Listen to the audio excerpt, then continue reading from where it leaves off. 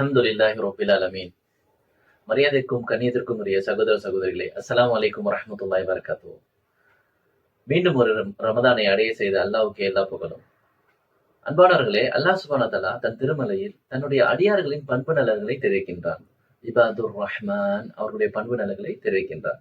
வஇபாதுர் ரஹ்மானில் லதீன யம்ஷூன அலல் அர்தி ஹௌனா. தன்னுடைய அடியார்கள் எப்படிப்பட்டவர்கள் என்றால், அவர்கள் பூமியில் நடக்கும்போது பணிவாக நடப்பார்கள். பணிவாக நடப்பதுன்னா என்ன?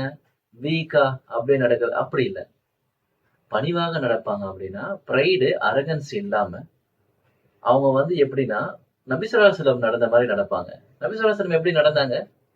சரிவிலிருந்து இறங்கும்போது எப்படி நடந்தாங்களோ, வேகமாகவும் இல்ல, ஸ்லோவாவும் இல்ல, அத மாரி நடப்பாங்க. பூமியில ஸ்ட்ராங்கா கால் எடுத்து வைப்பாங்க. வீக்கா நடக்க மாட்டாங்க. பெருமையா நடக்க மாட்டாங்க.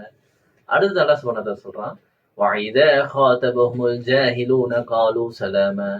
அறிவீனர்கள், அறிவில்லாதவர்கள் விவாதம் பண்ண அழைக்கும் போது அவங்க கிட்ட விவாதம் பண்ண மாட்டாங்க. சலாம் அப்படின்னு சொல்லிட்டு போயிட்டே இருப்பாங்க. மேலும் அல்லாஹ் சுப்ஹானஹு வ தஆலா சொல்றான், وَالَّذِينَ يَبِيتُونَ لِرَبِّهِمْ سُجَّدًا وَقِيَامًا.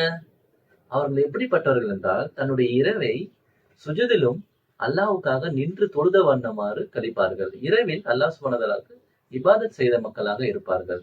மேலும் அல்லாஹ் சுப்ஹானஹு வ தஆலா சொல்றான், والذين يقولون ربنا اصرف عنا عذاب جهنم إن عذابها كان غراما. அவர்கள் நரக நெருப்பிலிருந்து பாதுகாப்பு தேடுவாங்க. அந்த நரக நெருப்பு மிகவும் மோசமானதாக இருக்கிறது, நிலையானது, அழிவில்லாதது.